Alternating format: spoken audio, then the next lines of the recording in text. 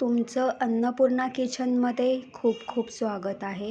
तर आज आहे रामनवमी. तुम्हाला रामनवमीच्या खूप खूप शुभेच्छा. तर कुठलाही सण असू दे, मग ते गौरी गणपती असू दे, श्री दत्त जयंती असू दे, का मग नवरात्र असू दे, अशा वेळेस मी गणपती बाप्पांना नैवेद्य दाखवते. आणि अजून एक गोष्ट सांगेल की ना, देव एकच आहे, फक्त त्याची रूपं अनेक आहे. तो त्या त्या काळामध्ये तो फक्त रूप चेंज करून आलेला आहे. तर इथे मी गणपती बाप्पांना गोडाचा शिरा, म्हणजे हे गोड शिरा मी करणार आहे. तर गोड शिरा करताना आपण समप्रमाण घेतो.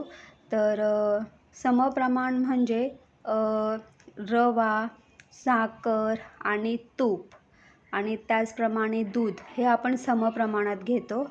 तर इथे मी अर्धी वाटी रवा घेतलेला आहे, अर्धी वाटी साखर घेतलेला आहे आणि इथे मी मोठे 2 चमचे तूप घेतलेलं आहे, 3 केळी घेतलेली आहेत आणि ड्रायफ्रूट घेतलेले आहेत.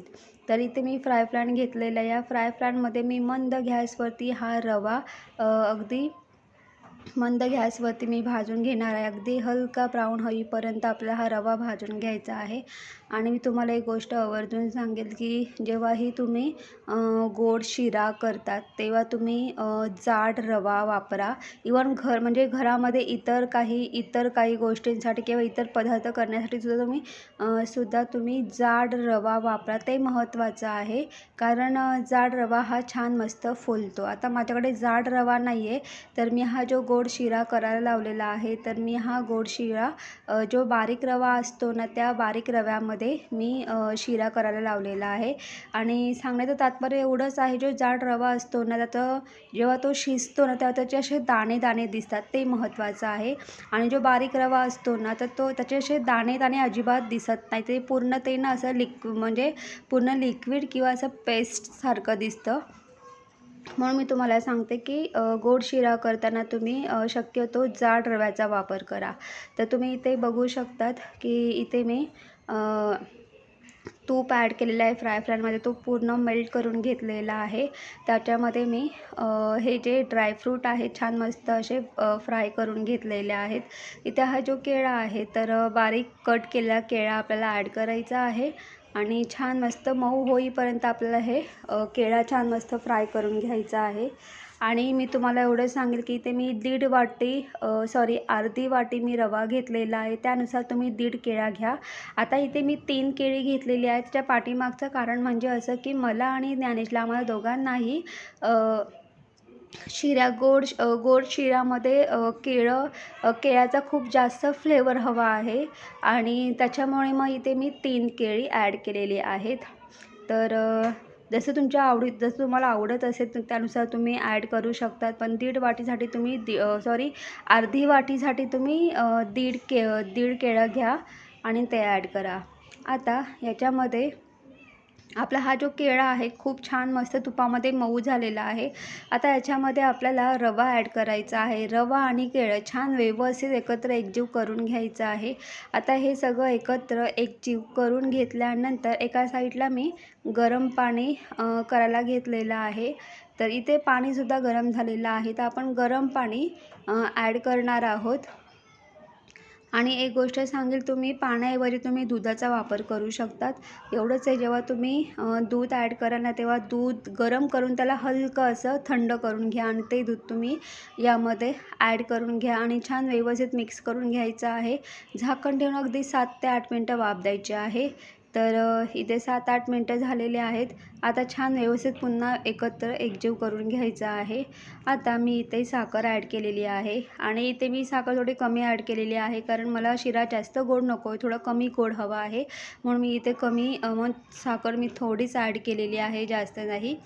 आणि तुम्हाला जर साखर ॲड करायची असेल तर तुम्ही तुमच्या आवडीनुसार ॲड करू शकता, कमी जास्त गोड त्यानुसार. तर इथे साखर व्यवस्थित मिक्स करून घेतलेली आहे. इथे मी 1 मोठा चमचा तूप ॲड केलेला आहे. तर इथे आपण इथे ही वेलची पूड करून घेऊया. आणि ही जी वेलची पूड आहे, तर ही वेलची पूडसुद्धा आपल्याला यामध्ये ॲड करून घ्यायची आहे. आणि वेलची पूड ॲड करून झाल्यानंतर आपल्याला आपण जे ड्रायफ्रूट फ्राय करून घेतले होते ते सुद्धा आपल्याला ॲड करायचे आहेत आणि ॲड करून झाल्यानंतर छान व्यवस्थित मिक्स करून घ्यायचं आहे आणि अगदी 5 मिनटं फक्त आपल्याला हलका म्हणजे फ्राय करायचं आहे. त्यानंतर आपला हा शिरा तयार झालेला असेल. तर तुम्ही इथे बघू शकतात की इथे मी बारीक रवा वापरलेला आहे. त्याच्यामुळे तुम्ही माझा शिरा बघू शकतात पूर्ण असं म्हणजे जसं लिक्विड किंवा पेस्टसारखं दिसतं. या जागी जर मी जाड रवा वापरला असता तर माझा जो शिरा आहे गोड शिरा तो पूर्ण असं बोलतात ना दाना दाना असतो ना वेगवेगळा दाना त्या टाईपमध्ये दिसला असता. तर ह्या सगळ्या गोष्टी आहेत. तर आता हा जो गोड शिरा आहे तो मी एका प्लेटमध्ये ट्रान्सफर करून घेतलेला आहे. ट्रान्सफर करून झाल्यानंतर इथे मी फ्राय केलेले जे ड्रायफ्रूट आहेत ते अशा पद्धतीने मी वरती डेकोरेट करून घेतलेले आहेत आणि जेव्हाही मी गणपती बाप्पांना प्रसाद अर्पण करते त्याच्या अगोदर मी प्रसादावरती असं मी म्हणजे तुळशीचं पान ठेवते आणि मग मी गणपती बाप्पांना हे जे नैवेद्य आहे हे मी नैवेद्य गणपती बाप्पांना अर्पण करते आणि असं घरामध्ये छान मस्त गोडधोड करून गणपती बाप्पांना नैवेद्य अर्पण केल्यानंतर खूप छान वाटतं, एक प्रकारचं समाधान मिळतं. तर गाईज तुम्हाला माझा व्हिडिओ कसा वाटला ते कमेंट्स करून सांगा. जर तुम्हाला माझा व्हिडिओ आवडला असेल तर माझ्या व्हिडिओ लाईक शेअर करा. माझ्या चॅनलवरती नवीन असाल तर माझं चॅनल सबस्क्राईब करायला अजिबात विसरू नका. तोपर्यंत बाय बाय, टेक केअर. तुम्ही तुमची काळजी घ्या आणि मी गणपती बाप्पांना तर नैवेद्य दिलेलंच आहे पण माझ्या घरामध्ये आणखीन एक गणपती बाप्पा आहे तर त्यालासुद्धा गोड शिरा खूप आवडतो आणि त्यालासुद्धा मी तो दिलेला आहे. तर माझ्या घरामध्ये 2 गणपती बाप्पा आहेत बरं का. चला बाय बाय.